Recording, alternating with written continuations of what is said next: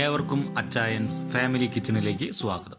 ഇന്ന് നമ്മൾ ഉണ്ടാക്കാൻ പോകുന്നത് ഒരു ബജ്ജിയാണ്, ഓംലേറ്റ് ബജ്ജി. സാധാരണ നമ്മൾ എഗ് ബജ്ജി, മസാല ബജ്ജി, മുളക് ബജ്ജി, സവാള ബജ്ജി, അങ്ങനെ പല ടൈപ്പ് ബജ്ജികളും നമ്മൾ കഴിച്ചിട്ടുണ്ടാവും.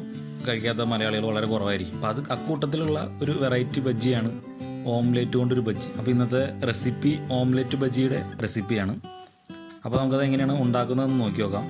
അതിന് മുന്നേ ഈ ചാനൽ സബ്സ്ക്രൈബ് ചെയ്യാത്തവരുണ്ടെങ്കിൽ സബ്സ്ക്രൈബ് ചെയ്യുക, ഫ്രണ്ട്സ് ആൻഡ് ഫാമിലിക്ക് മാക്സിമം ഷെയർ ചെയ്യുക. ഞാനിവിടെ ഒരു 4 മുട്ടയാണ് എടുത്തിരിക്കുന്നത് ഓംലേറ്റ് ഉണ്ടാക്കാൻ വേണ്ടി.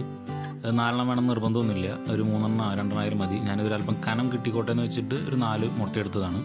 ഇനി നമുക്കിത് ഓംലേറ്റ് ഉണ്ടാക്കുന്ന പോലെ തന്നെ ബാക്കി സവാള കനം കുറഞ്ഞരിഞ്ഞത് ആവശ്യത്തിനും, ഒരു പച്ചമുളക് കനം കുറഞ്ഞരിഞ്ഞത്, അല്പം ഉപ്പ്, ഇതൊക്കെ ഇട്ടിട്ട് നല്ലവണ്ണം മിക്സ് ചെയ്ത് മാറ്റി വയ്ക്കുക.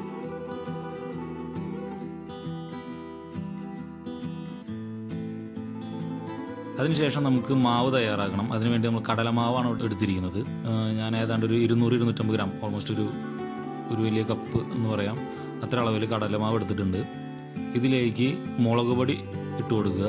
ഒരു 1-1.5 ടേബിൾ സ്പൂൺ മുളക് പൊടി, അല്പം ഉപ്പ് ആവശ്യത്തിന്, അല്പം ബേക്കിംഗ് സോഡ ഉണ്ടെങ്കിൽ ഇട്ട് കൊടുക്കാം. വളരെ കുറച്ച് ഒരു പൊടിക്കിട്ട് കൊടുത്താൽ മതി, നിർബന്ധമില്ല, ഉണ്ടെങ്കിൽ നല്ലത്. അത് നമ്മൾ ബജ്ജി ഉണ്ടാക്കുമ്പോൾ ബജ്ജി ഇങ്ങനെ വീർത്തൊരു ഉരുണ്ട് ഷേപ്പിലൊക്കെ വരാനും സോഫ്റ്റ് ആവാനൊക്കെ വളരെ നല്ലതാണ്. അപ്പോൾ ഉണ്ടെങ്കിൽ അല്പം ഇട്ട് കൊടുക്കുക.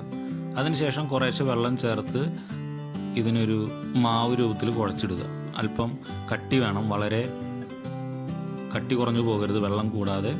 മുക്കിയാൽ അത് ഓംലേറ്റ് എടുത്ത് മുക്കി കഴിഞ്ഞാൽ അത് പിടിച്ചിരിക്കണം. ആ ഒരു ലെവലിൽ കുറേശ്ശെ വെള്ളം ചേർത്ത് മാവ് തയ്യാറാക്കി വയ്ക്കുക.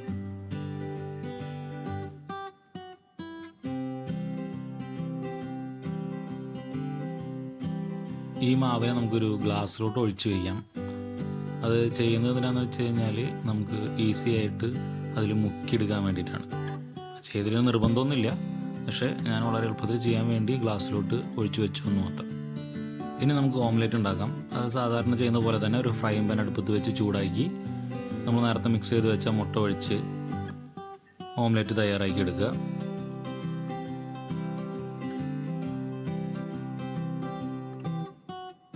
ഇനി ഓംലേറ്റ് തയ്യാറായി കഴിഞ്ഞാൽ അതിന് നമ്മൾ ചെറിയ കഷ്ണങ്ങളാക്കിയിട്ട് കട്ട് ചെയ്തെടുക്കുക. ഒരു ബജി, സാധാരണ ഒരു മുളക് ബജിയുടെ വലുപ്പത്തിൽ കട്ട് ചെയ്ത് ഈ കാണുന്നത് പോലെ ചെറിയ പീസുകളാക്കി എടുക്കുക.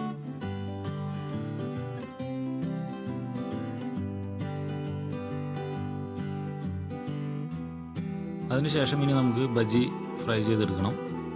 ഒരു ഫ്രൈങ് പാനോ അല്ലെങ്കിൽ നോൺ സ്റ്റിക്കോ അല്ലെങ്കിൽ ഈ കാണുന്ന പോലെ ഏതെങ്കിലും ഒരു പാത്രം അടുപ്പത്ത് വെച്ച് മുക്കി പൊരിച്ചെടുക്കാനാണ് എടുക്കേണ്ടത്. അതുകൊണ്ട് ആ ഒരു രീതിയിൽ എണ്ണ ഒഴിക്കുക. എന്നിട്ട് എണ്ണ ചൂടായി വരുമ്പോൾ നമ്മൾ ഓരോ ഓംലേറ്റ് പീസ് എടുത്ത് ഈ മാവിലോട്ട് നല്ലോണം മുക്കി ഈ എണ്ണയിലിട്ട് കൊടുക്കുക. സാധാ ബജി ഫ്രൈ ചെയ്യുന്നത് പോലെ തന്നെ ചെയ്ത് നമുക്കെടുക്കാം.